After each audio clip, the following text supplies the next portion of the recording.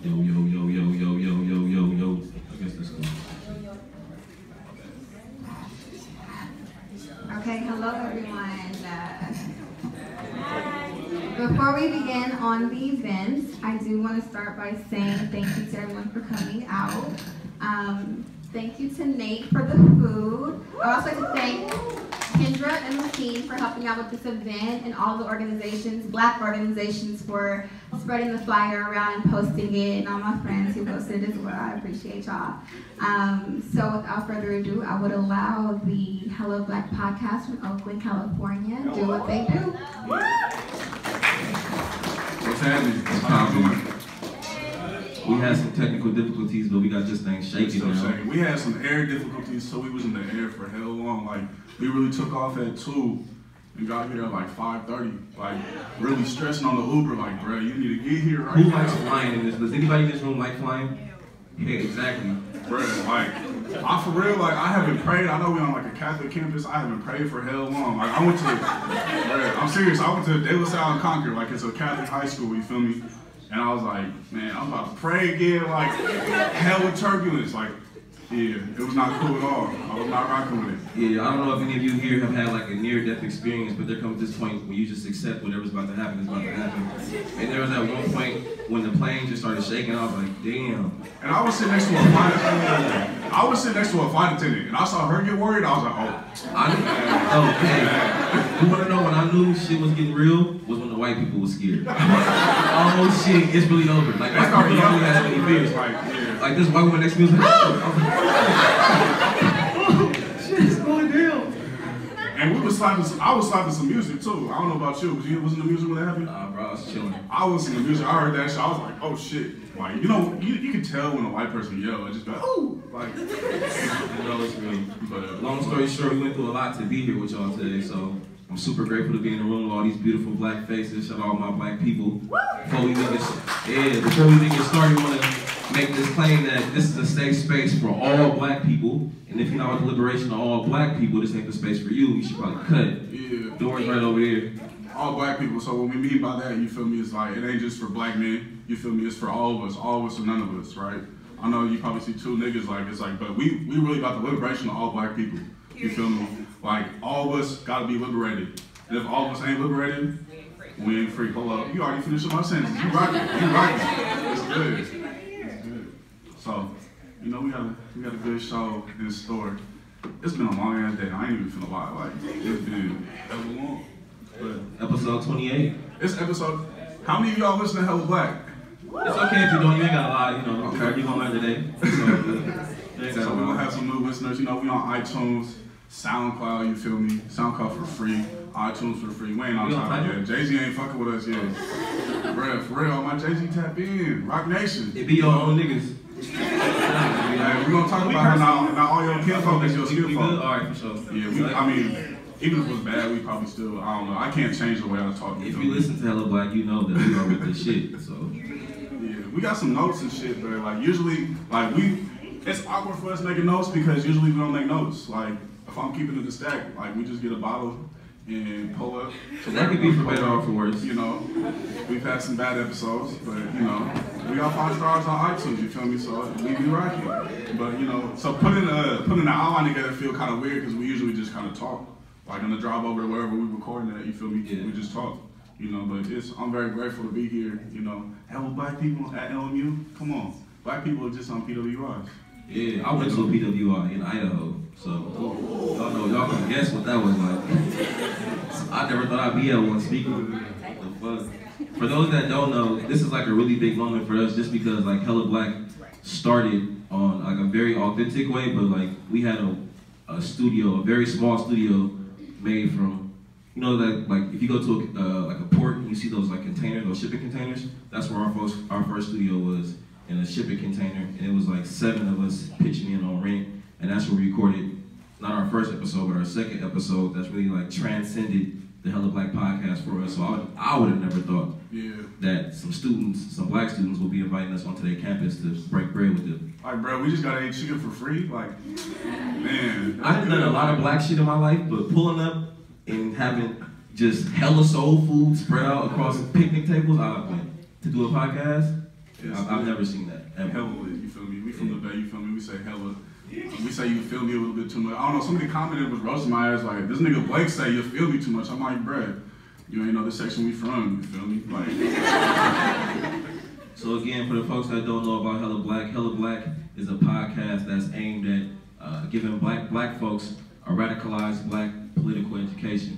I think how we started was, I don't know, B, you can correct me if I'm wrong, but both of us were like super into media at the time, and we would see stories on the news or read articles or listen to other podcasts, and it was really 9 times out of 10 some shit that was either pushing the white patriarchy or the black patriarchy, you know, some white male supremacy or some black male supremacy shit. So we was like, how can we really create some content that's really about the liberation and the focus of all black people?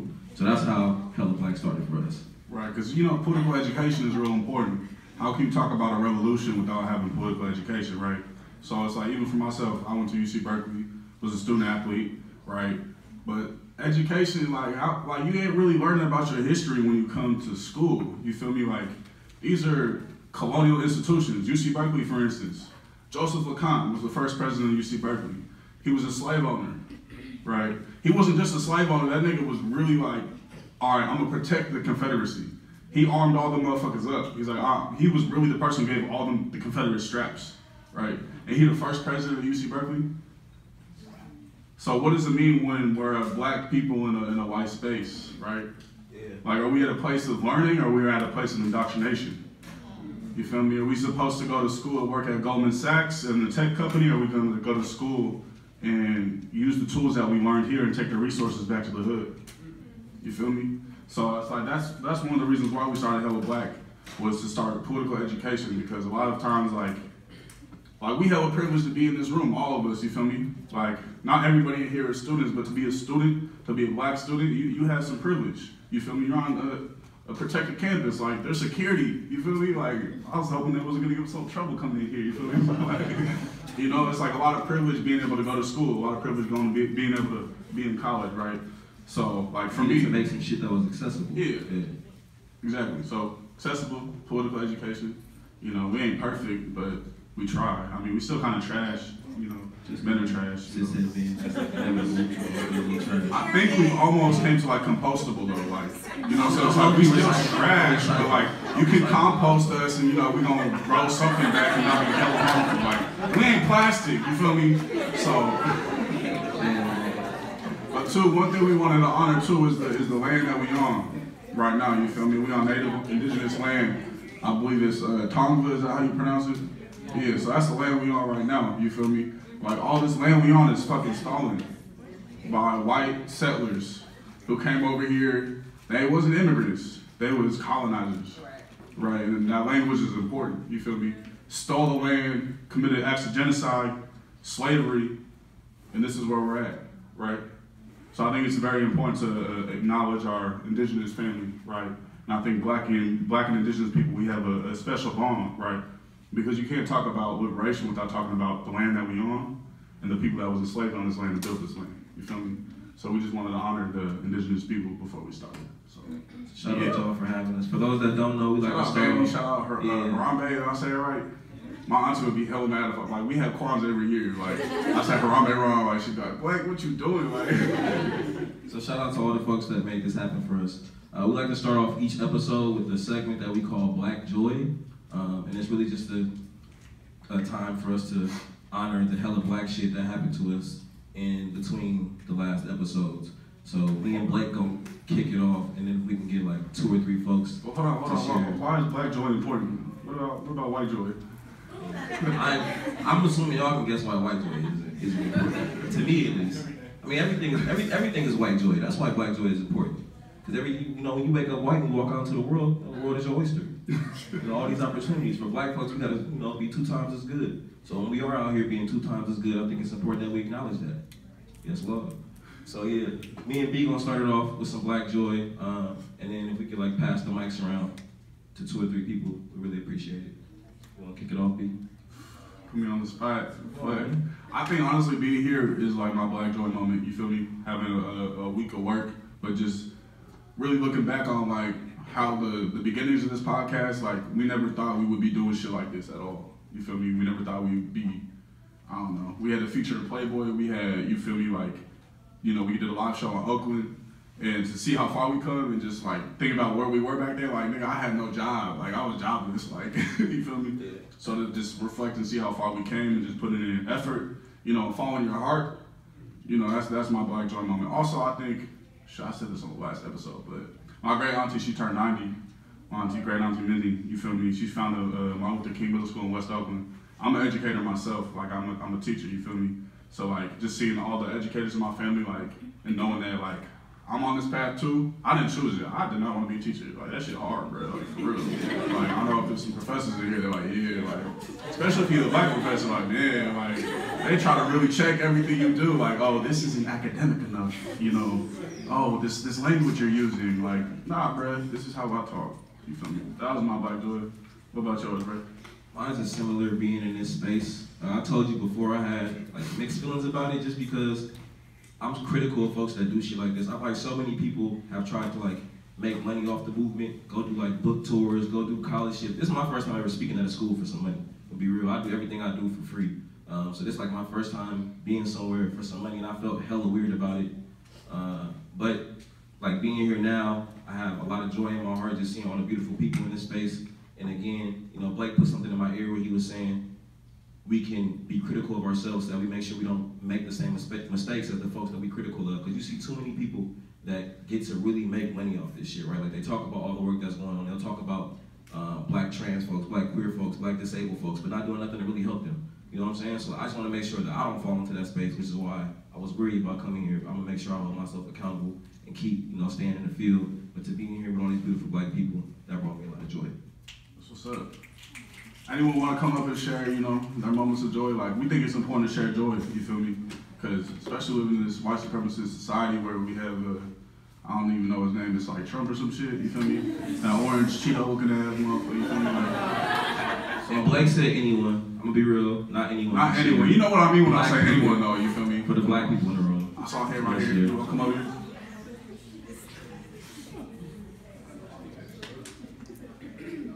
Will you say your name to everybody? Hi, I'm Leah.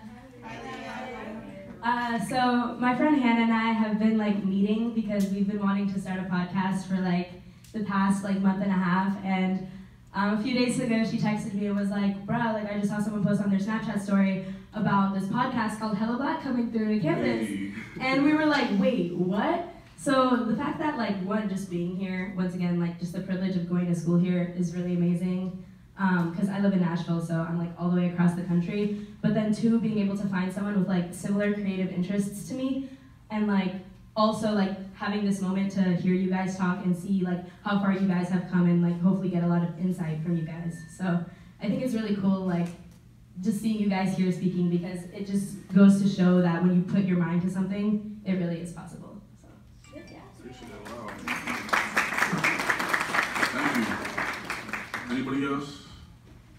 Don't be shy. We heard y'all talking before it started. We was downstairs, we heard y'all talking, so I know y'all talk. I do this with my class, I'm like, I don't mind silence. Like, silence is cool. Like, I ask a question, everybody look at me, I'm like, for sure, bet. One more person? One more person? Not one more person. Yeah, all right, pull up. Yeah, that's cool. Hi everyone, I'm Nina, and my moment of joy is that I'll be graduating exactly 2 weeks from now. Hey, what's happening?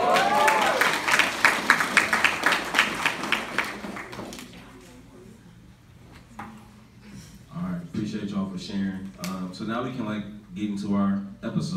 Yeah, bro, you got this do-rag on, bro. I heard you went to the barbershop today, bro. You ain't even showing your line, bro. That's disrespectful to your barber, bro.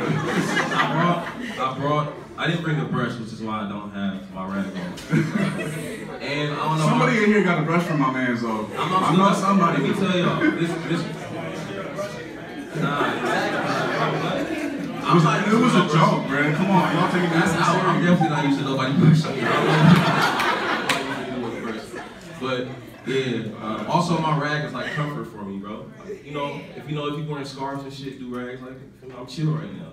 I'm calm myself down. But so I had a situation earlier today at the barbershop, and I should have known better because you know one thing you learn if you grow up in barbershops is you never talk sports, you never talk religion, you never talk politics.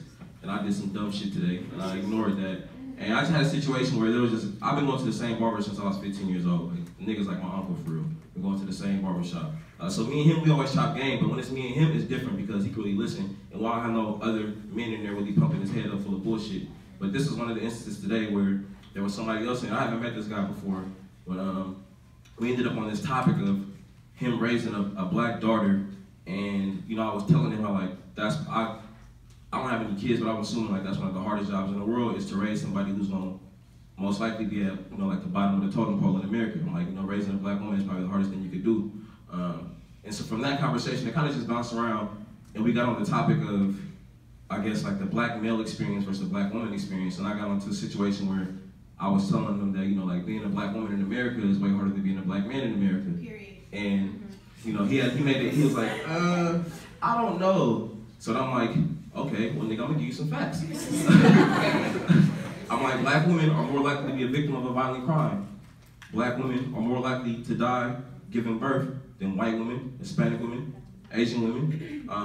And black women are more likely to be more educated and make less money in the workplace, right? So these are just 3 facts. These are not things I'm just saying off the top of my head. Y'all can really go research this. I try not to just... And I was a research institution, you feel me? So you could, you know, pull the y'all go ahead, y'all college students, y'all go do the research, right? So I told this nigga all those things, not theory, I gave him facts. And this nigga was like, man, I still don't know.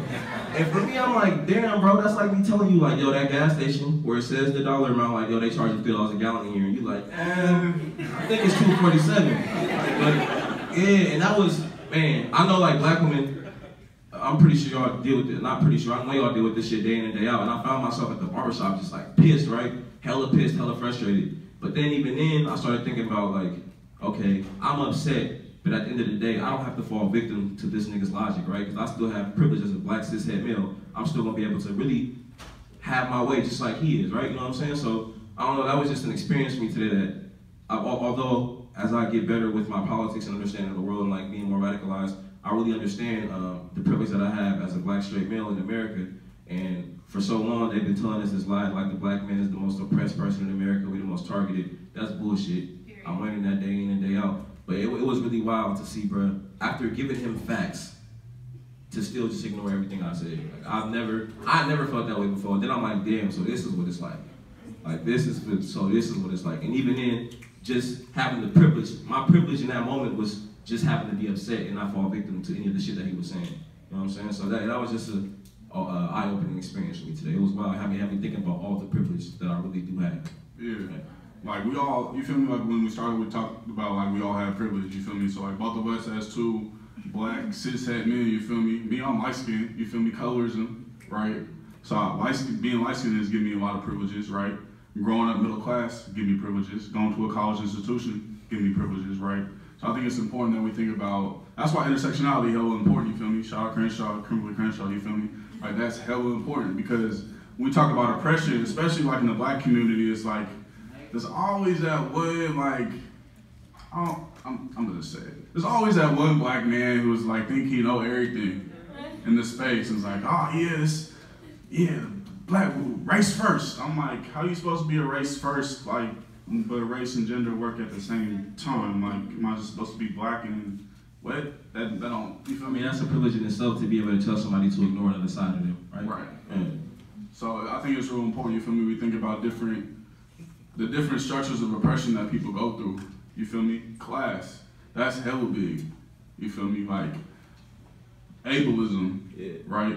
One of the reasons why we didn't want to start without 2 mics is because we also know, like, people might not be able to hear, you feel me? Right, so like having events and having microphones is important, you feel me? Like, even, like, the way we talk sometimes could be hella ableist too, like, hey bro, I see that. Well, first of all, not everybody could see, right? And I heard that, and I was like, damn. I never even thought about that. Or people like, that's crazy. Right. Not thinking about mental health. Invisible disabilities, right? Oftentimes even professors. I remember, I played rugby. I was thinking about on the plane, I was telling D, I was like, I'll play rugby here against LMU. Y'all were hella soft when I played, you know what I mean? We won, you feel me? We ran it up, you know what I'm saying? But when I was playing rugby, it's a rough sport. So I had concussions, you feel me? I'm trying to take tests. And I'm literally in the disabled students program at UC Berkeley because of my concussions. My professor is like, I don't believe you. You need to take this test tomorrow. I'm like, bro, you tripping. I'm like, nah, that ain't finna happen, right? But like, you know, there's a lot of invisible disabilities like mental health, PTSD, depression, ADHD, right? That oftentimes learning disabilities that people live with, and we don't necessarily, I don't want to say see because not everybody can see, but I don't gotta be about the word. Acknowledge. See? You feel me? Like it's important to be critical, like we even critical up here ourselves of each other, you feel me? So that's how we talk about it. Yeah, so I think the gist of all that is just trying to it's the importance of understanding the role that privilege plays in like our day in and day out experience. And I think when we in movements like this, when I say the movement, I mean like liberation, right? When you're doing the liberation work, I think a lot of times that privilege is something that gets ignored. So that's why you see us up here talking about it. And that's why you see us pushing the motto of like all of us or none of us, because in this work it's super easy to get caught up in what's going on with yourself. If I look at my struggle, it's just like purely as like, oh, I need to do what's best for black men. Then there's so many, not even just black men, like cis-het black men, right? There's so many people that I'm forgetting about, you know.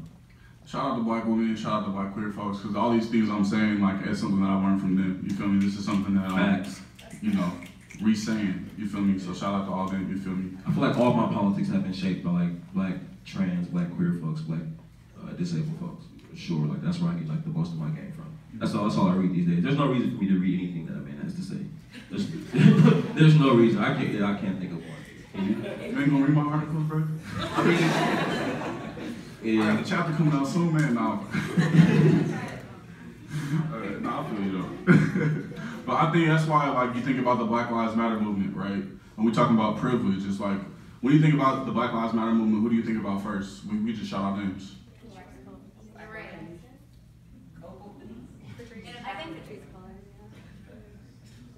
When we think about like victims of police terrorism and Black police man. violence, who do we think about first? Black straight men. I'm gonna think about Eric Gardner, Trayvon, Mike Brown, yeah. Oscar Grant, Tamir Rice, Sandra Bland, Emmett Till. But predominantly it's like, you know, black boys, right, and black men, right? And is that a fair assumption to say? Yeah. Like we could talk back to each other, you feel me? Like if you agree, you say yeah, if you don't agree, you like, nah, bro, you tripping, you feel me? So I would say, you know, it's like you think about specifically, right, like in Berkeley, Kayla Moore was a black trans woman who was murdered by Berkeley police, right? Choked in a very similar fashion as Eric Garner, right? But we know about Eric Garner, but we don't know about Kayla Moore, right? Kayla Moore is a black trans woman with a disability, right? They said that she had schizophrenia, right?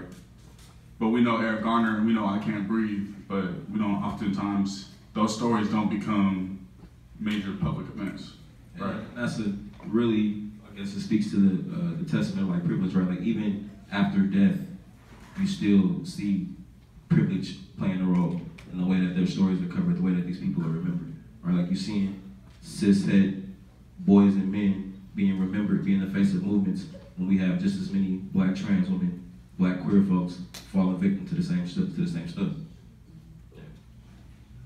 And even today I saw on Twitter, it was an instance, I don't know where it was at, I don't want to like give you all false facts, but I saw a situation where at some school, like they damn near pulled the hinges off the door to remove a transgender student from the girls' bathroom. It was wild. Have any of y'all seen that today on Twitter? I couldn't imagine, bro. I really couldn't imagine. Like that's like, you think of like, and it's wild how we really perpetuate the same actions and same systems as like these settler white folks. You feel what I'm saying? Like think back to Jim Crow. You know what I'm saying? Where black folks couldn't use certain shit. Where black folks couldn't go to certain restaurants, couldn't drink off certain white water fountains. It's like people can understand that, but you can't understand what's wrong with removing a transgender girl from a girl's bathroom. That's wild to me. Think about how violent that is. Bro, that's wild. And you'll see folks that look like us underneath the comments like, yeah, that's right. Period. Like that's the most, that really leaves me baffled. I really be perplexed. Like how can you understand what's wrong you can see what's wrong in mistreating someone based on for race. the color of their skin, you know what I'm saying? But you can't see the problem in treating someone violently based on gender, based on sexuality. That be having me lost, bro. It's something I still haven't been able to understand. but you still out here, but you talking about some freedom and liberation. Shit is wild. Not all skin is your kin. That's something I learned in college. Like, Facts. like they could look like you, they could talk like you, they might, you know, shake a hand like you. That don't mean they family. That don't mean they're rocking with you. You feel me? I don't know. I mean, we had this first, you know, black president, Barack Obama. Shout out Obama. Obama in chief. Shout out. We say Obama because he dropped more bombs than any other fucking president, right? Trump might catch up to him because Trump just be on some other shit. But it's like, you know, we all be like, oh, Obama, like, hope. I ain't gonna lie, I drank that hope. I was drunk as fuck off that You hope. can pull up some of this nigga's tweets, probably. This nigga was out of pocket for real. He was for sure on the Obama journey. I was for sure like, yes, we can. I was like, yes, my sisters and brothers, we can too. For sure, nigga. But it's like, you know, you look at Obama, and I think it's important that, like, we don't even think about race, right? If you look at just somebody's actions, straight actions, right? Deported the most undocumented folks, right? Dropped the most bombs. Dropped the bombs drone program, built up a whole drone program. Signed a Blue Lives Matter bill. Like, taking out race, what would you call that person? Piece of shit, yeah. Facts. I would say a white supremacist. I don't know. Sure, that nigga's an op. For sure, he's an op. Yeah. You know, he told black people in Baltimore, and you don't gotta agree with us, you know, but he told black people in Baltimore after the murder of Freddie Gray, right?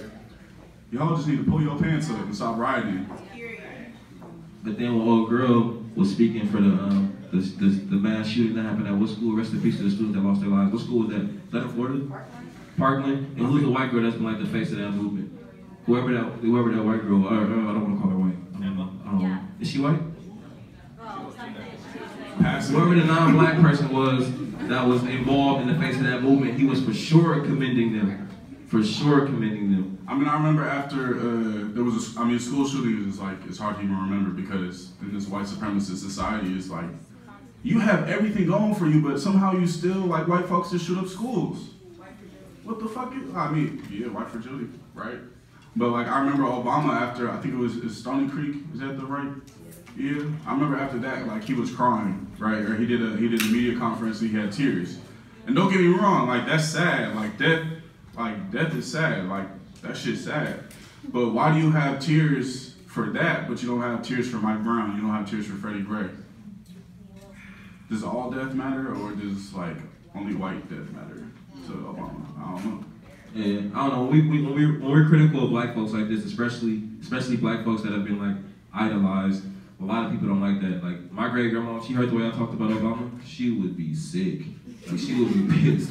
Bro, when we did the show in Oakland, my great auntie, like, she was sitting right there in the front. I was talking about Obama and I was talking about black cops, and she was looking at me like this, like she was for real not fucking with me. I think it's because us as black folks have been, not even just us as black folks, like most Americans have only been conditioned to see white supremacy as like a motherfucker in a sheet on a horse burning a cross.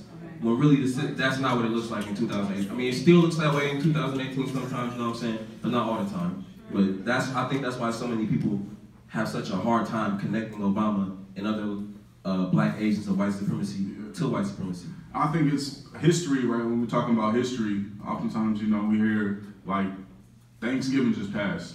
1492, Columbus sailed the blue. Like, why the fuck do I still know that shit?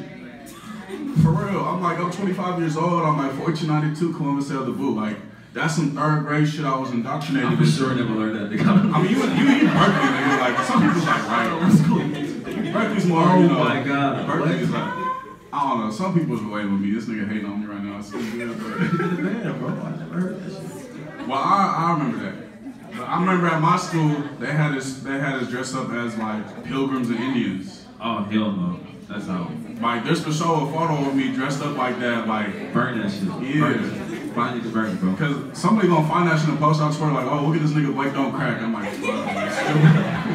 They gonna do like the little side by side picture. It's gonna be you in your little pilgrim fit, and then you wearing your like panther shit. Who can you trust? Can't trust these niggas, man. I swear to God. Type shit. But I think we say that to say like, I was saying that to say is like it's important to understand the history of this nation.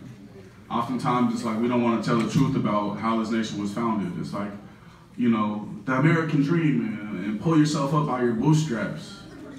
Liberty and justice for all. But like you have fucking slaves, bro. Your teeth was literally slave teeth, bro.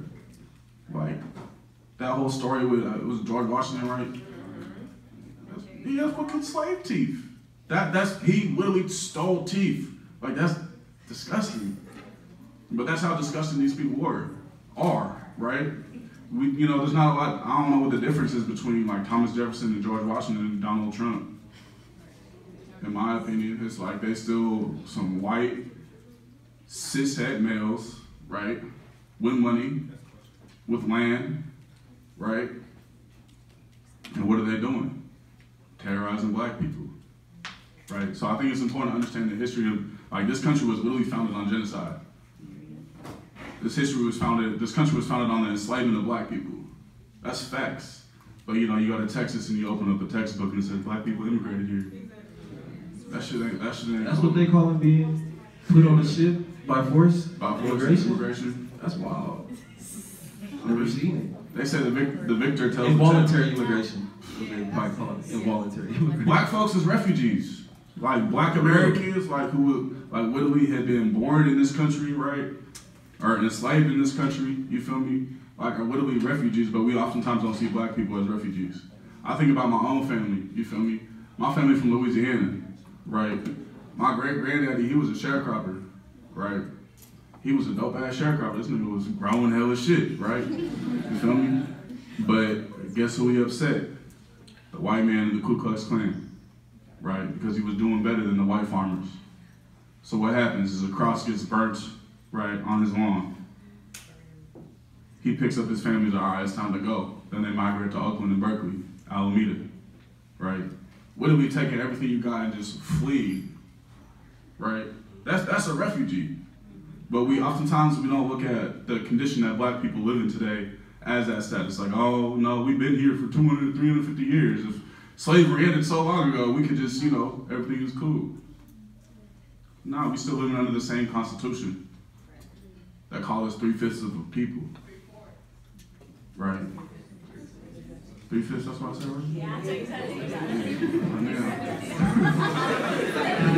3/4, man. It's all good, I was born. Hey, on mama, I'm like, damn, they gave us 3/4, niggas might have been cheating. 75%, okay, let's take a shot at Kmart. Shit, it's good.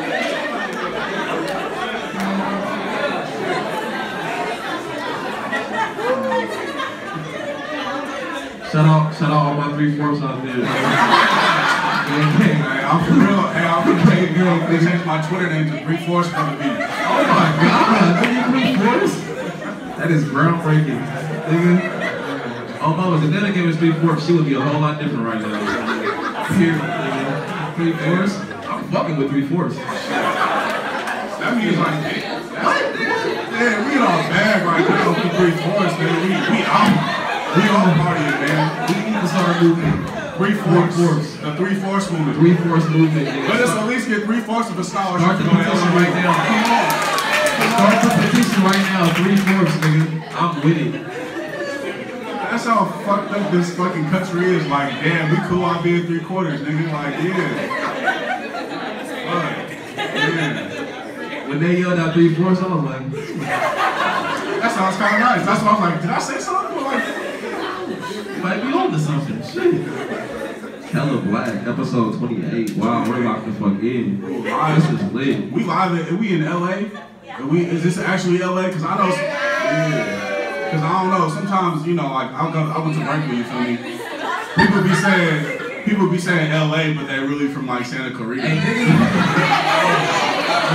Niggas say LA, they got LA in their bio, but they're really from LA County. I'm like, what's going on? Hey, I swear, I'm like, how many niggas are from neighborhood? How many niggas can actually be from there? Everybody ain't mama from neighborhood when I get from neighborhood. Hey, shout out to Inglewood, I got my nigga David in the back, you feel me? Oh, my nigga. What's happening? Rockin'. Hey, we going to service phone tomorrow, bro? They closed? Yeah, it's blackness, bro. Man, ain't that some shit? Well, I guess we gotta settle with Chick-fil-A, but they some, you know, Chick-fil-A I on some heard other Roscoe's shit. in there ass for real. That's what I've been hearing. So it's like there's certain, it's like 7 of them, right? Which one do I need to go to? That's all I'm saying. I ain't saying Roscoe's trash. Roscoe's is trash. What's the one off Sunset? I've been here and it was blue. Hey, that shit was trash. I think they're big to a frozen fry.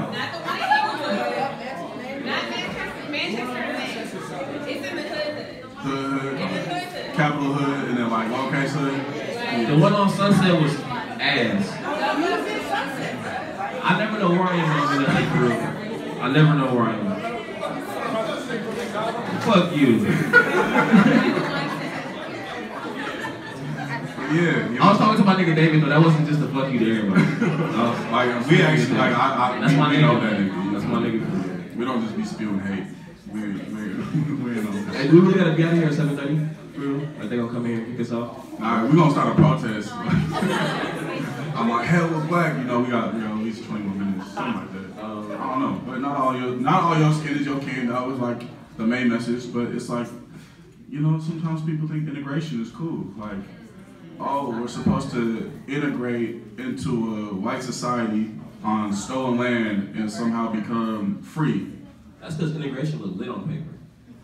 But dude, it's like, oh, you could go to LMU, you can get a 3/4 scholarship. Integration is fucking cool, bro. On paper, integration looks lit as fuck until you start actually experiencing what it's like to be in white spaces. I think one of the why history is so important, right? If you look at one of the last conversations that Martin Luther King had, Martin Luther King is one of the most praised integrationists, right? They kind of de-revolutionized his ideas, right? But in his last, conversation with Harry Belafonte, he said, "I think I've integrated my people into a burning house." It's 2018 and the house is still on fire. You feel me? That shit is such an important quote, bro, because you see so much these days, you see so many people that are so-called a part of the movement pushing integration. We need to bank black. We need more black police officers. We need a black president. Like, nigga, this is a system. I say this shit all the time, bro. Like, expecting a black person to be the head of the system is like expecting, a black driver to get inside the car and the car supposed to operate differently. Nah, nigga, the car gonna do what the car's designed to do. It's still That's on. fucking ride and drive. And whether we get a black police officer, a black DA, black president, the system is gonna function the way it's designed to function. And that's to keep black folks at the bottom of this shit. White supremacy isn't a question of individualism, right? White supremacy is systemic. You could join a cop and be like, I'm gonna be a good cop. Is there such thing as a good cop when the foundation of policing in this country is founded on slavery? I remember we read some shit that was like, black cops are more likely to shoot an unarmed black person, or shoot a black person in general than a white cop. Yeah, I think they shoot at the same rate, I believe is this. So what's the difference, my nigga? So it's like, oh, you want more black cops? Like, nigga, the black cop still got a Glock. I ain't trying to get Still shot. got that blue on, nigga. That blue come before everything. It's that blue line, right? So it's like people like, oh, if only we had a community police force. I'm like, bruh, y'all know who created community policing? Bill Clinton. That weirdo was on some other shit, right? We talk about, oh, we gotta vote Democrat, vote Republican, vote blue. I'm like, bruh, they the same shit. Pepsi and Coke. They still gonna kill you, right? What might be a little bit less poison, Hillary Clinton, if she got elected, man, she hate black people. What the fuck? All the niggas predators and shit. Super predators. We have to get these super predators off the street, right? Bill Clinton and Hillary Clinton literally went on a whole campaign for mass incarceration, And right? didn't she defend like a rapist in court or some shit? Yeah. She's a lawyer? Yeah. Got the nigga off. So, but hey, we'd be cool with a Hillary Clinton presidency. I'm like, nah, bro. And then people be like, oh, Kamala Harris is running for president. People want to talk about Kamala Harris. Kamala Harris is a district attorney. She is super cop. Like, she was a AD in Oakland. Mom was talking about it like, oh yeah, I heard about Kamala Harris when I was growing up. She was locking niggas up. She was ruthless, like smiling. I was like, oh shit, right? But she literally made her whole career as a district attorney, and now she's senator. She was the attorney general of the state of California. That's a cop. That's a op. That's the highest level of a cop, nigga. Yeah, like, you don't even have to carry a gun, the type of shit. Like, you a super cop. Like, you just got superpower or some shit. Like, some shit happened to you, you just have 10 cops just, whoop. I don't know. You know what this got me thinking of, bro? Probably my lowest moment in a very long time. For the first time in my life, I voted this year. And I gotta say, I've never felt worse. Like, filling out that ballot, you can ask Blake, I had to text this nigga like, hey, how do I register to vote? I never thought the day would come. I never thought the day would come. He ain't lying. I got the receipts, so I can post them after, you feel me? I waited till like the 12th hour to vote too, nigga. I swear to God, I was fighting that shit off. I was fighting it hard. But we had a black woman in Oakland named Kat Brooks who was running, who I've been like front line and some shit with. I almost got arrested with Kat Brooks. Yeah, like, so and Kat has like given us hella game for our breakfast program in Oakland as far as like when we need to do like emergency organizing type shit. Kat was giving us game, so I'm like, okay. Although I don't fuck with the system, maybe Kat might go in there and spark some shit. I don't know. And I feel like I'm contradicting myself by saying, no, you know, because at first I'm saying like the system's gonna work the way the system's gonna work. And honestly, I feel like if we ever do get a revolutionary person ingrained into the system and they stay revolutionary, they're gonna get knocked down. If not, like they're gonna die. Like there's no way that they're gonna be able to flourish within that system and really make some change. Especially like thinking about Oakland, you feel me? Oakland is the history of the Black Panther Party and Black Power. You feel me? Like we coming from a place that is like people really rocking. Like people love talking about the Panthers and you know having the little black berets on, but people really don't know what like Panthers was really rocking. Oh my lord! Niggas was in the field strapped and not just in America either. They was niggas literally, locked in. And when we think about solidarity too, you feel me? Like the Vietnam War is happening, right? One of the points of the Black Panther Party was no black man should have to fight in a war, right? But this nigga Huey Newton was like sending shit to the Viet Cong like, hey bro, I'm gonna send Panthers to you, bro. It's good, bro. I'm gonna send some Panthers to you to fight against the U.S., to fight against imperialism, right? Think about that in the 60s. You feel me? Like that's some real shit, but people wanna, I don't know. I feel a certain type of way about like this whole Black Panther aesthetic. I hate this shit, bro. Yeah. We did an article with Playboy. Y'all probably didn't even get to see it. But the first thing they did was called the New Black Panthers. I hit them niggas so fast, like, oh hell no. Delete that shit right now. Right now. For one, when people be so quick to call themselves the Panthers, that's how I know niggas don't read. That's how I know niggas not really understanding the impact of the Panthers. I'm nowhere near what a Panther was doing. Like, for one, the bar right now to be considered the New Black Panther, the bar is so low, the bar is the floor. All you gotta do is, you feel me, dress up in your little fit, have an Instagram feed flick. some houseless people a couple times, and get a strap, and you a Panther. I'm not with that shit. I really have uncles and aunties and shit that was in the Panthers. Like, My they not uncle was even in the party too. Bro, my uncle would have saw that. You bro. Nigga. Yeah. No, I was not fucking with it. But again, bro, it really comes to, like all things with black culture, it's a way to fucking, you know, just make it popular. Yeah. But that's like one thing I cannot get with is folks, the minute they start doing some type of philanthropy work and you black, the minute you start doing something that looks like it doesn't fit the system, you automatically align with the Panthers. And for me, I'm like, all right, I think the work that we do is valuable and I think it's dope, but like, nigga, the Panthers is on some other shit. Am I ready to go over to, you feel me, to the Middle East and fight against the U.S.? Nigga, I'm right here at LMU speaking. Come on, man. I know it's a place in the movement for everybody, but y'all just be careful of motherfuckers who's so quick to align themselves with the Panthers, because the work that they did is gonna outlive all of us. And we still got Panthers locked down right now. And niggas ain't putting no money on these niggas' books. Niggas ain't writing these niggas no letters. These people, you know, wearing blue vests and shit, you know, making hella money off the movement. You feel me? People just, you know, doing all this shit. But like, how many of the niggas is actually putting money on the books of niggas who are still locked down? Niggas holding up their fists real quick, but won't even tap in with the niggas that's still out there in prison right now.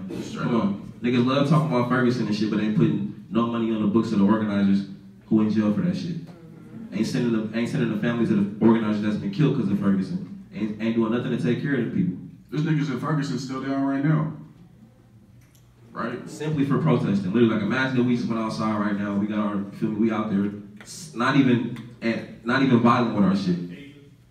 Still down right now. Haven't done anything violent. For real though. Free my uncle though.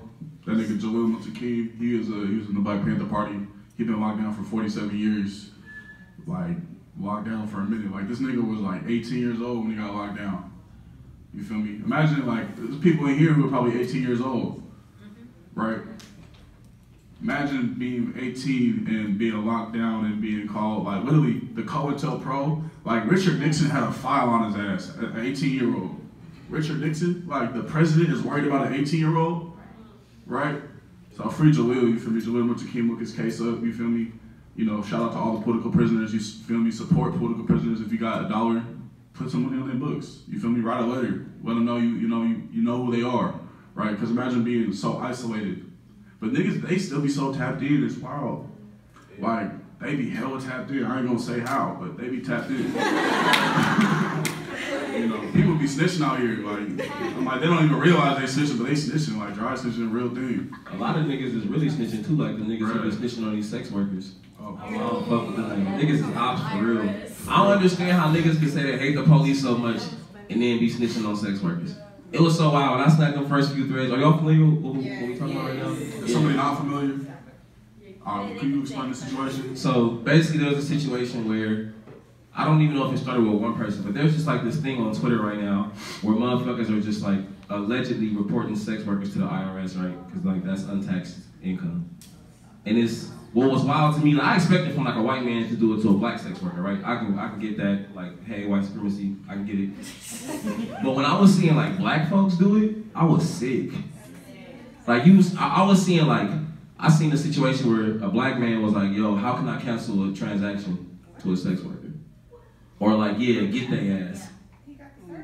Like, yeah, you know, a lot of people don't see as sex work as actual work though. That's a whole other situation. We don't got that much time, but you know, that's another situation. But yeah, it was so wild to see somebody that could, people who are supposed to be so anti-police working with this police state. This shit had me sick for real. In the streets, you on paperwork. People talk about street code and shit. I'm like, bro, but you literally over here snitching on your Twitter page, bro. It was like, I was seeing certain niggas, I'm like, are you, nigga? What? I can't believe it. Y'all saying fuck Tekashi 6ix9ine, fuck this and fuck that, but you like go snitch. Nah, niggas wasn't even saying fuck Tekashi 6ix9ine. Niggas was for sure protecting that pedophile. What niggas was saying was like, how you want to see your op in jail, but at the same time ready to report sex workers to the IRS. But that just goes to show, like, niggas love that patriarchy for real. Like the fact that women can make some money that's not attached to it, that's actually taking something from a man, you know what I'm saying? Not even because you providing a service. So for one, yeah, I don't get it. What it is that when men can't control what women are doing, they will go to grave lengths to shut all that shit down. You're not finna get no money that I'm not attached to. You're not finna thrive in a situation that I'm not attached to. So yeah, they shutting it down. I don't fuck with it, you know? The niggas is ops. Any nigga that's working with the police is an op to me. I don't give a fuck who you snitching on. I don't fuck with you. What if you snitch on a white person? Is that being a snitch? No, I ain't never called the police before in my life. Ever. And I would never will. I ain't gonna lie, I almost called 911 last week, bro. The fires or something? Or yeah, I was in there, like, I have asthma, like, you know, all these fires and shit. Like, I was in the gym, like, man, trying to get some push-ups in, you feel me? So you was gonna call the ambulance? Yeah, but I still almost had to dial 911. Like, I had that shit dialed, like, I said, my hell real quick. Don't they have, like, a direct line to it? It's still 911, though, bro. We gotta all get it. No, there has to be a direct line to the ambulance? Yeah, for sure. Yeah, so you don't gotta call the police. Okay. If I called the ambulance and the police showed up, nigga, just let me die. Put your hands on me, nigga. Just let me go, nigga, for real. Just let me go, nigga. God damn. I would be so mad if the last thing I saw was a nigga in blue. That's hell. The last thing you see before you die is a police officer. That's black hell. We talking about black joy, that's black hell. I'm finna wake up with a fucking nightmare because this nigga talking about 12, like. Cold sweats. Bruh. But for real, people talk about freedom all the time. And people be like, oh, freedom is just, you know, I don't know. One thing that bothered me, and I think it's important to talk about, like, within the Black Lives Matter movement, niggas talk about hands up, don't shoot. Like, we're supposed to just put our hands up when we know these niggas gonna shoot, regardless. Like, do black people in this country not have a right to self-defense? Do we not have a right to defend ourselves? Apparently not. By any means necessary, if it came to it? Like, I feel like a lot of people, like, I feel, you know you go walk in a room and you feel love? Like, I feel like there's a lot of love in this room, right? And I would hope that love, like, means, like, defending your people, right? Because I feel like revolutionary love is about loving yourself and loving your people and putting that love on the line to defend your people by any means necessary. So if you walk outside and somebody is harassing you, right? Are you gonna step in? You feel me? And I think it's important that we talk about this because a lot of times people are like, oh, the black people were just not violent. Like, Martin Luther King is one of the most praised people who talked about nonviolence, but Martin Luther King's niggas had straps. Martin Luther King himself applied for a concealed gun permit. So I think Martin Luther King knew, he was like, damn, yeah, it's like, I can say nonviolence, right? But that nonviolence shit might get you killed, P, like, for real, like, that nonviolence, you know. There's nothing we can do as black folks non-violently that can protect us from this white supremacist state. They're not really, we've seen it all, bro. We've seen people, we've seen little kids get killed. We've seen motherfuckers in handcuffs get shot. So at this point, I don't know. I don't think of anything, I can't think of anything else we can do that would prevent us from being victims of this violent white supremacist state. Mm-hmm. I think besides protecting ourselves. Yeah. Here we said political power comes out the barrel of a gun. Why are we afraid of the police? The niggas got straps, bro. They got all the straps. They got all these new technologies, right? It's like we think about COINTELPRO, we think about, you know, shit getting tapped. It's like, bro, you got your iPhone out, my iPhone is right here. That shit is recorded. These motherfuckers know how to hack into shit. That's a weapon itself, right? So I think it's really important that we talk about, like, what does self-defense look like in 2018, right? Because I love my people, you feel me? And it's like, it is our right, like, to defend ourselves, right? You can send me to jail, but if I went out knowing I was defending myself and defending, you know, my people, shit, they're gonna be, you know, I ain't gonna be that cool, but, you know, I'm gonna be down or whatever. But it's like, I think we really have to think about self-defense in this country, right? And I think self-defense doesn't also just look like a gun, right? I think one thing we've talked about is like how self-defense also looks like survival programs, right? Getting your people prepared, right? So we haven't even talked about this shit, but we want to, and then we could just, I guess this would be the last one before we do Q&A. But you know what, that's what I was gonna say, what made me think about this recently was like the fire shit that happened. And I don't know, it could have, you know, like when natural disasters tend to happen, like shit can get really sick. You think about Katrina, right? When that shit was happening, it was like white militia groups going, shit was going down in New Orleans. Shit was lit, shit was going down. You think about having all the people in the Superdome and shit, there was so much crime happening in that motherfucker, so much violence, and a lot of it being enacted by white folks onto black folks, right? So like white militias. Yeah, like white militia groups. So I think about in Oakland, we just had these, I know y'all had it out here too, I don't know how bad it was out here, but in Oakland, that shit lasted super long.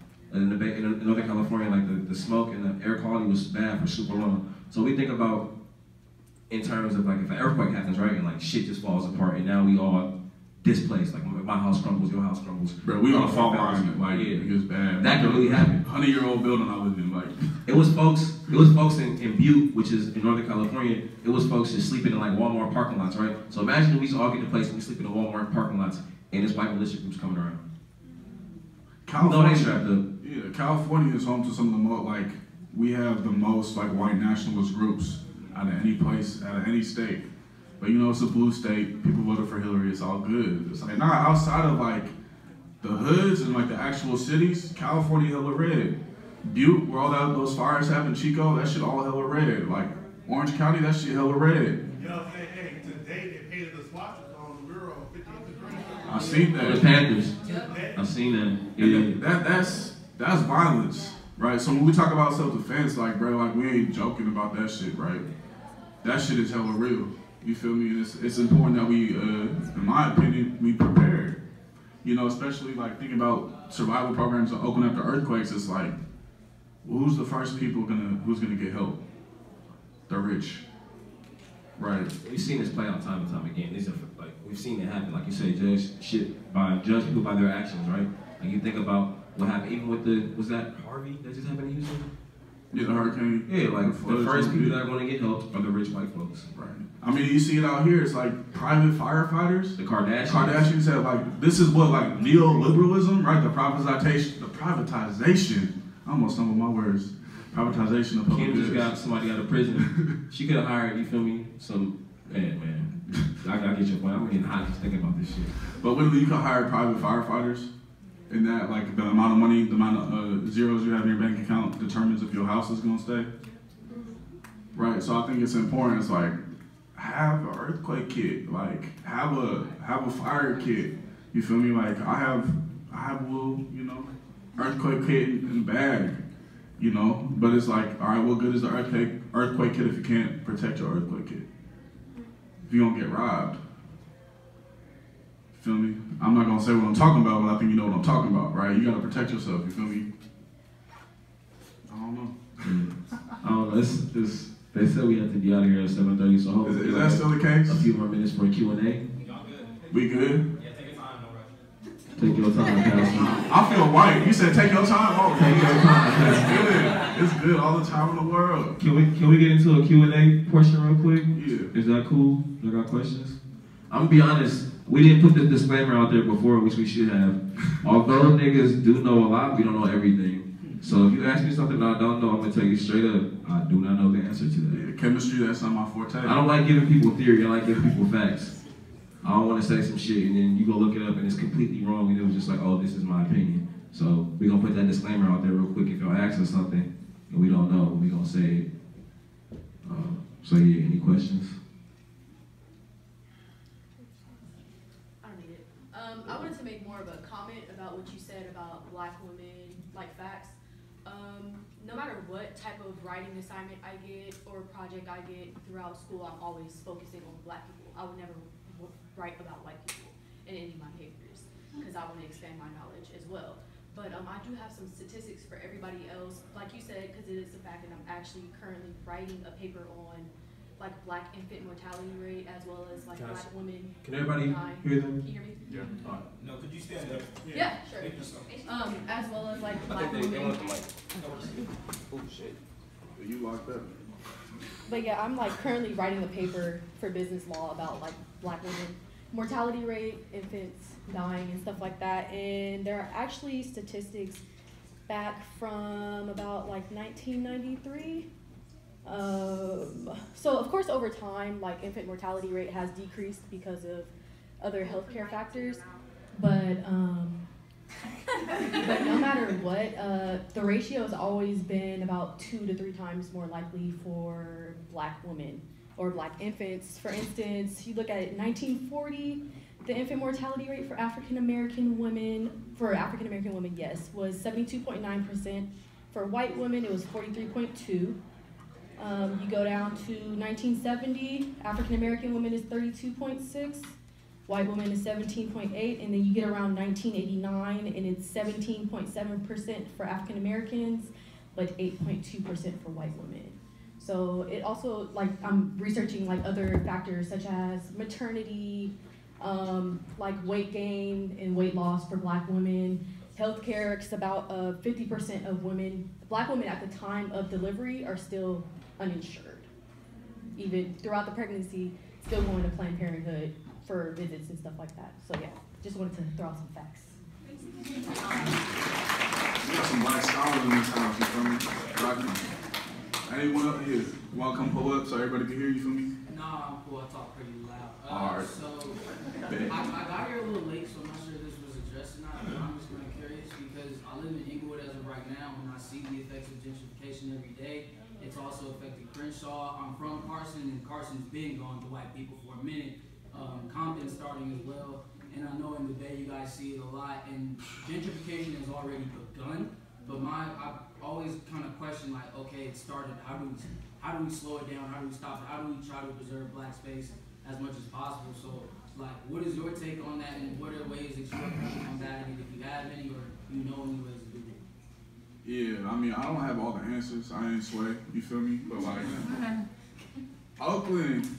Oakland is wild, and I'll speak on Oakland. I can't speak on, you feel me, out here because I'm not from out here. Yeah, did you handle that?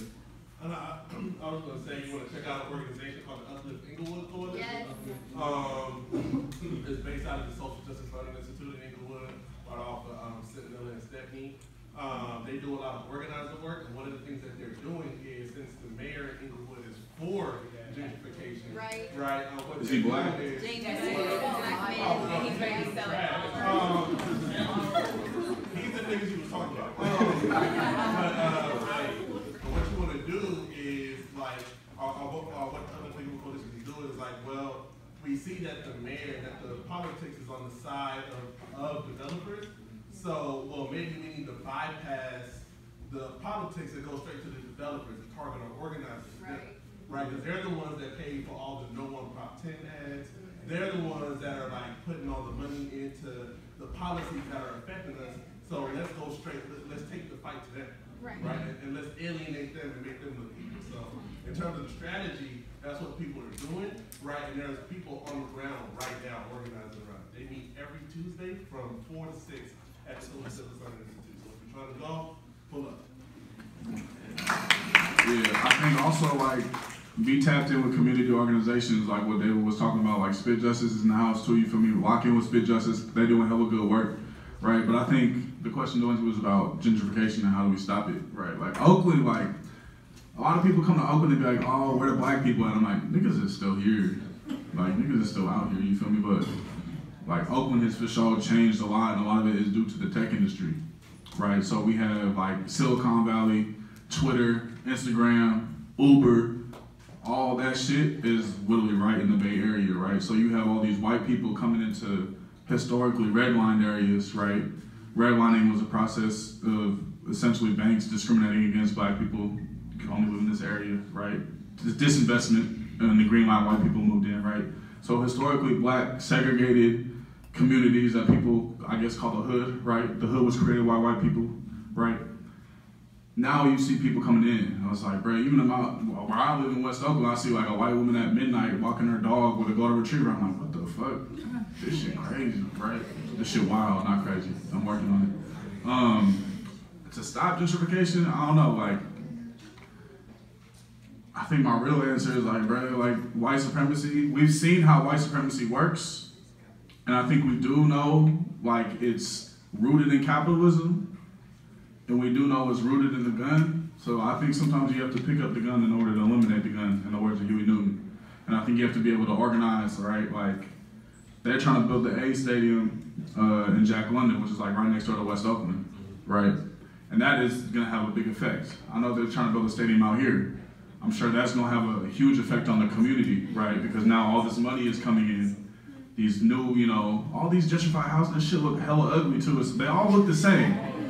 So you can see gentrification wherever you go in the United States because they have the same ugly ass designs. Like y'all paying $5 for this, you know? They got the coffee shops that be popping up that sell Oreos for like $7 and shit. Bruh, they sell like avocado toast. Like I don't know what it is about avocado toast, but sometimes like white people pay like $10 for avocado toast. I don't get it. I don't know. And the toast be burnt. I don't know, but I think to stop gentrification, it's about community building. I would say the first thing, right?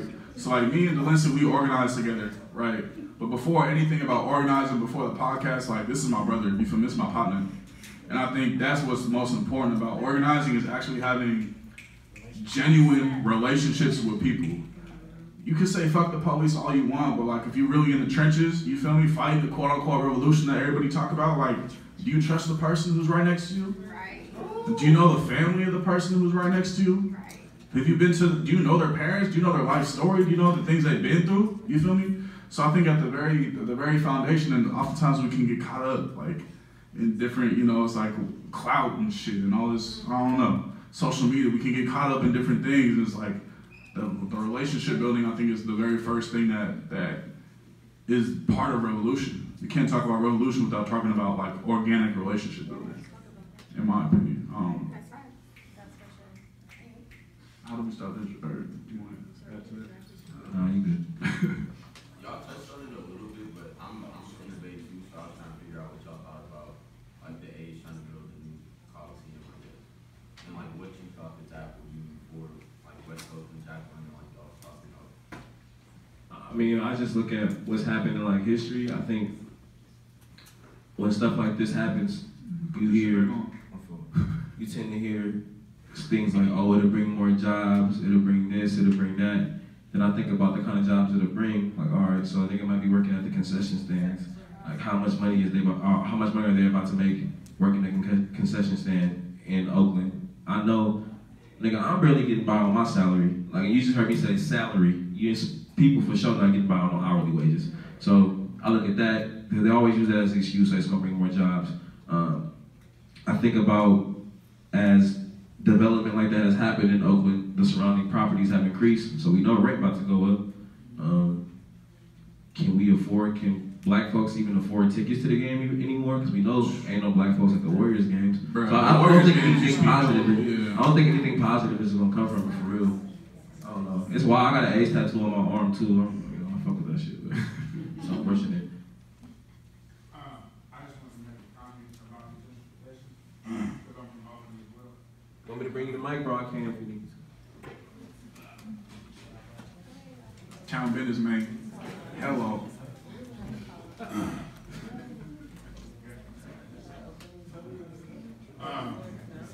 Basically, I just had a comment about the gentrification and ways to potentially combat it, or just maybe just like thoughts that were provoked by, you know, the discourse that's happening here tonight. And so basically, I feel like how many black people in here, black students, are studying something outside of the social sciences? Like, okay, cool, we got a solid amount here. I went to college as well. I studied some of the social sciences, like political science, sociology, and stuff like that. But I feel like being in the Bay Area and like the tech industries and stuff like that, I seen something on Twitter. There was a lot of discussions about like what the information people find on Twitter and stuff like that.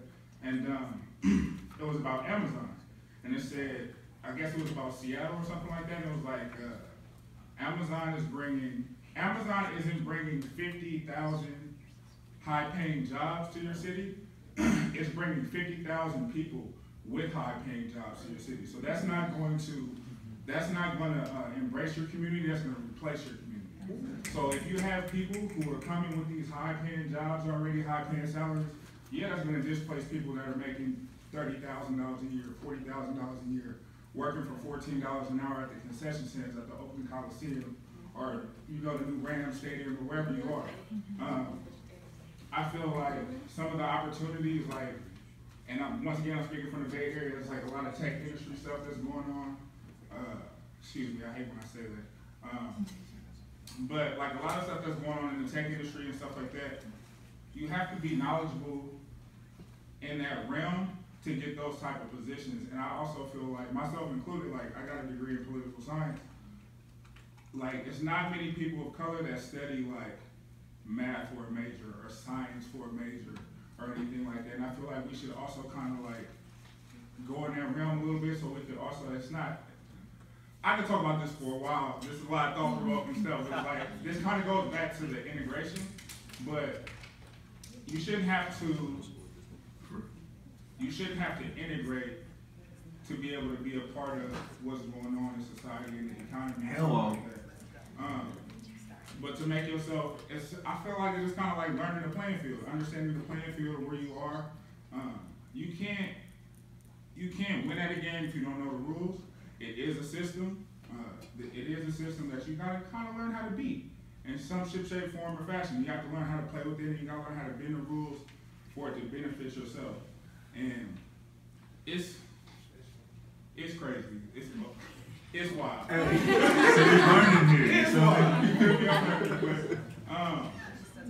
That's just, you know, I don't want to ramble, but that was just some thought-provoking stuff. I don't, you know, who else want to run it?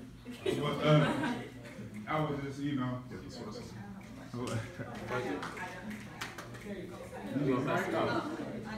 guess. Okay. My question is, how did you come to like understand your privilege as a black man, and how do you educate your homeboys about it? Because like my biggest thing when I converse with black men, not at OMU, but generally. You can act the niggas in here, you know, it's a safe space. I'm just saying, like, I get a lot of pushback. Like, they always gonna make the bougie joke, but like, I'll be seriously trying to like explain to them like that these are things that like, if you want to be free and like you want to think outside of your, your box, you have to understand that like you have privilege as a black man. And I think sometimes when you live in the hood, you don't really see that. You're like, but you're in college and you get this and you get that, and I'm like, but you don't understand also what I'm like experiencing here, or how I'm treated here, or like how I'm gonna be more successful than like academically exceed all types of things and then still be paid like shit. Like that's a real thing. So how did you come to learn your own privilege, and then how do you educate your homeboys? So the way I came into my understanding of privilege was through a lot of labor by black women, black trans folks, black queer folks, and black disabled folks. Like I was lucky enough to have some friends who were patient with me, and like I try to pay them back, like literally, like with actual money now, because that was really labor. Like that's like, and like I said, I experienced it today, trying to talk to somebody and telling them facts, and them still ignoring everything I said. So yeah, that was a big part for me. I was lucky to have some close friends, Khadijah, Anthony, and Blake.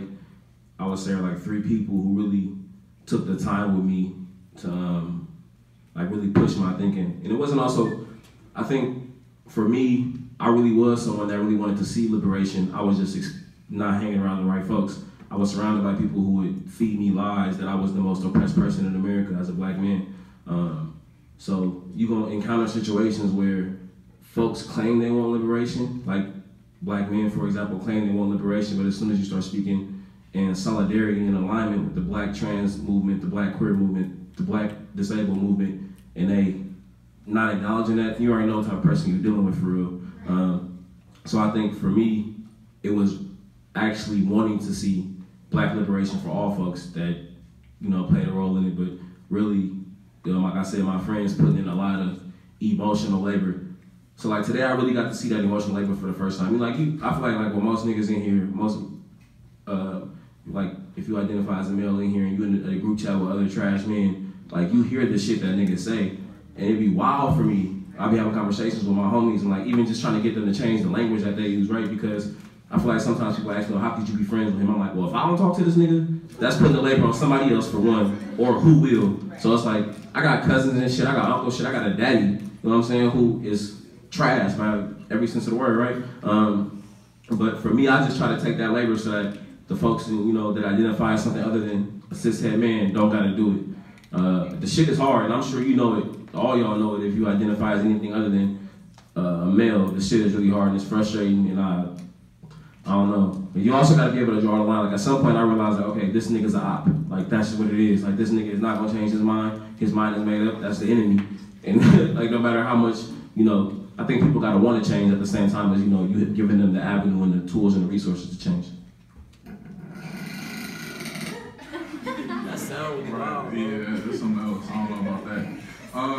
But I think for me, it was, I took a class on intersectionality by Dr. J. Fielding at UC Berkeley. They were a PhD student, PhD candidate at the time. And that class just like transformed my worldview. Like, this nigga Amir left sent this on Twitter. He was the GSI. And just taking that class and learning about intersectionality, like, that changed how I didn't get what intersectionality was. Like for me, when I first heard the word, I was like, what is that? Like, it was big for me.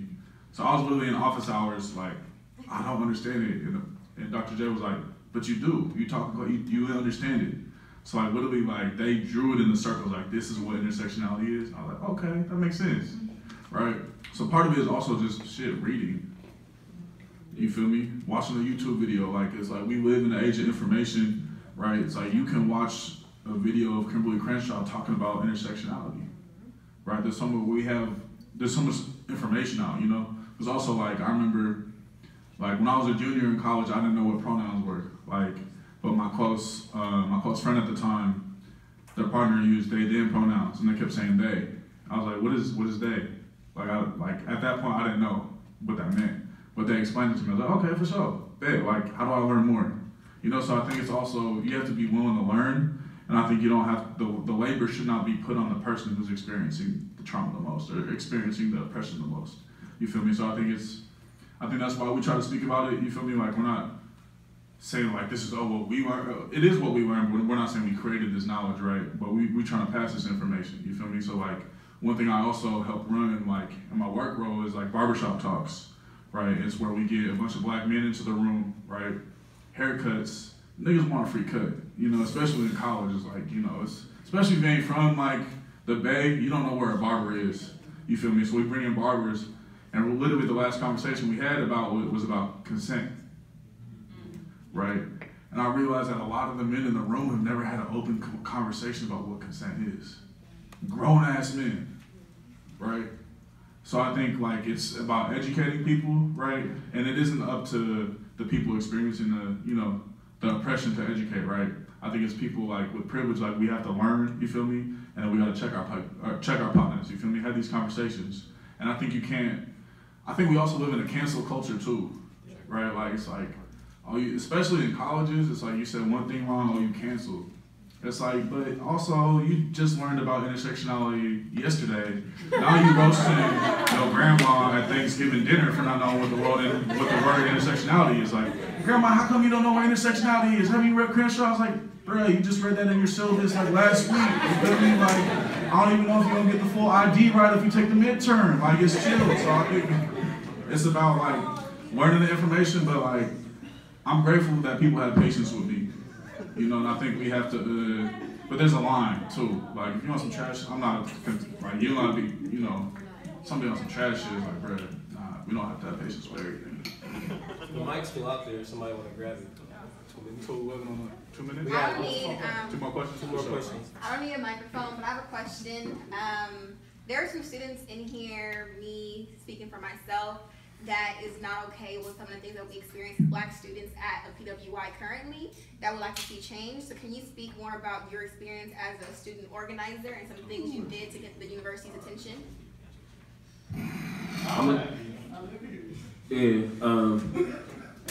gonna give my experience as a Black student at a PWI. I want Blake to like really bring this question home just because he has a lot more experience in this realm than I do. Because I went to the University of Idaho, right? Coming from Oakland, California. For those that don't know about Idaho, it's white. Period, point blank. In every sense of the word, it's white snow falling from the sky and it's white people all over the place. But like literally, like even now as I'm like replaying my experience back in my head as a Black student at the University of Idaho, my organizing as a Black student looked way different than what Blake's organizing as a Black student at Cal looked like. I think for the most part at the University of Idaho, all the Black students were student athletes, right? So you think about the track team, the basketball team, and the football team. That was, did I say basketball? Yeah. That was all the Black students, and I think what Black organizing looked like for us was, you feel me, the times we would all come together on the weekends and just kick it and shit. But it was wild as a student up there, you know, like for black student athletes, depending on the kind of program you in, for us, like school, there was nothing that was on our mind except for the sports. So I look at my experience, there was so much anti-Black shit happening on campus that I was just not even, like I was hip to it because I'm from the town, but it was like also not a part of my reality because I was playing ball. I can't think of a Black student that went to Idaho that identified as Black that didn't play a sport. So like when I was talking to Blake when I first came back and I seen the work that they were doing at Cal, that shit was like mind-blowing for me because I had never been exposed to that except for when I was at Berkeley High. You know, like Berkeley High had one of like the first African American studies departments, right?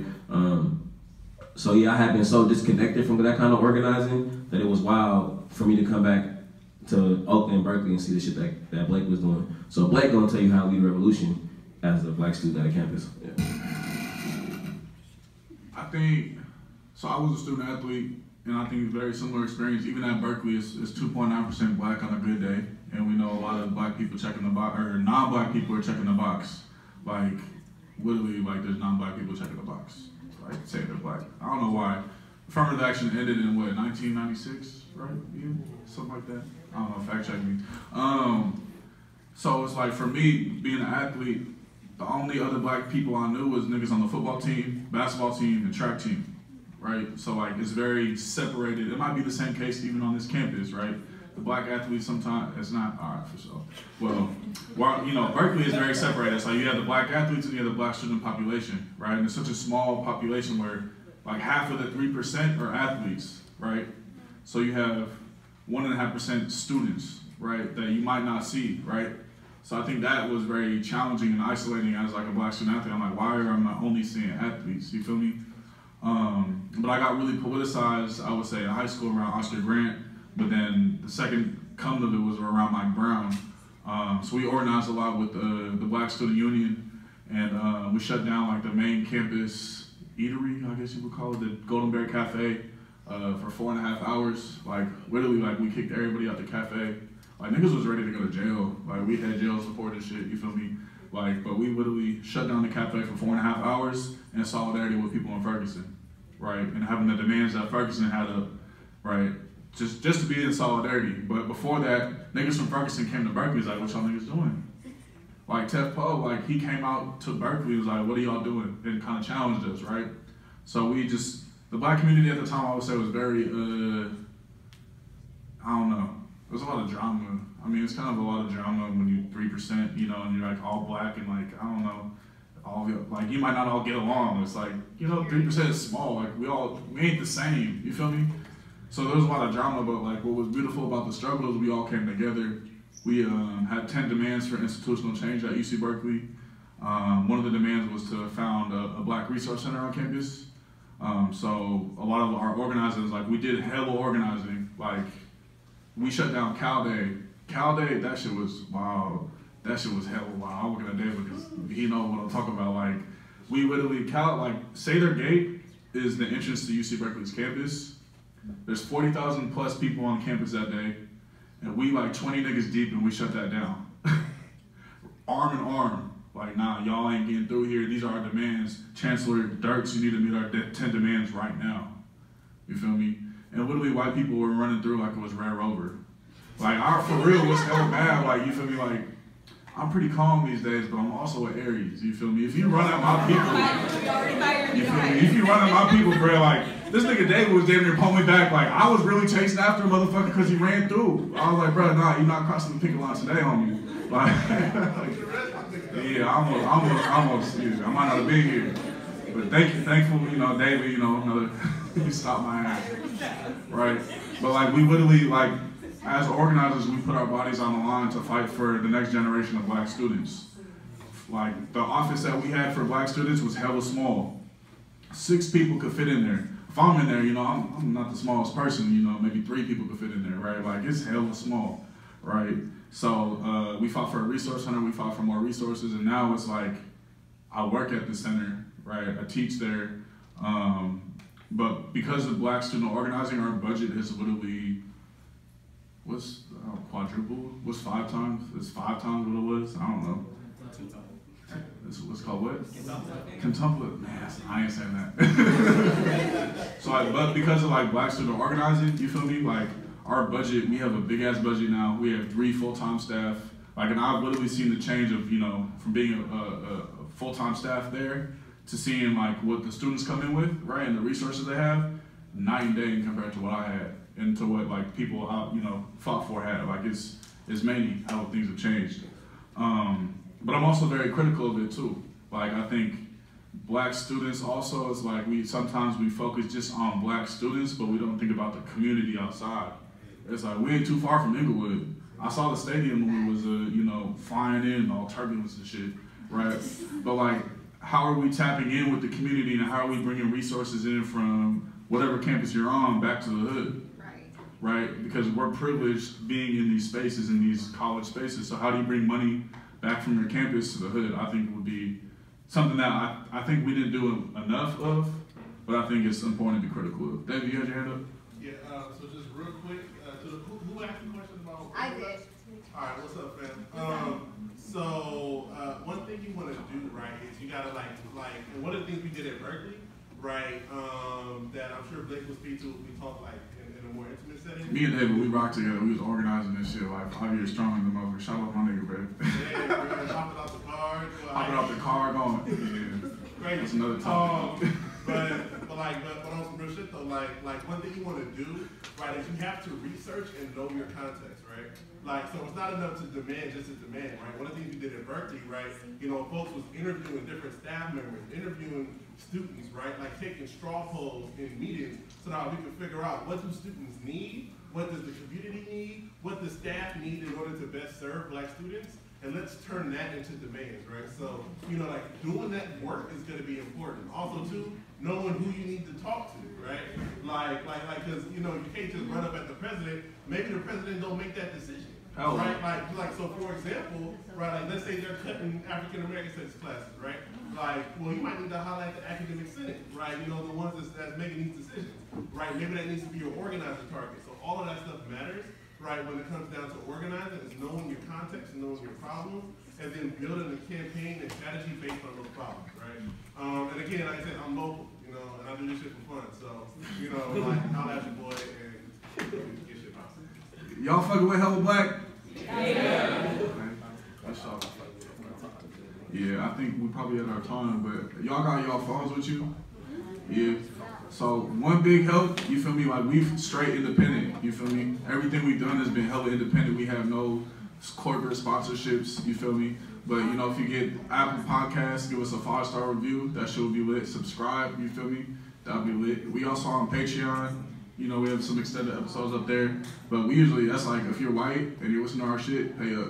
Because I don't think white people should listen to what we're talking about for free. Because this shit is labor, and we do research. And slavery, you know, we ain't fucking with that shit, so pay the fuck up. Hello? But thank y'all so much, you feel me? Like, it's dope as fuck to see so many people in here rocking with us. Thank y'all for having us. Love to all my beautiful black people.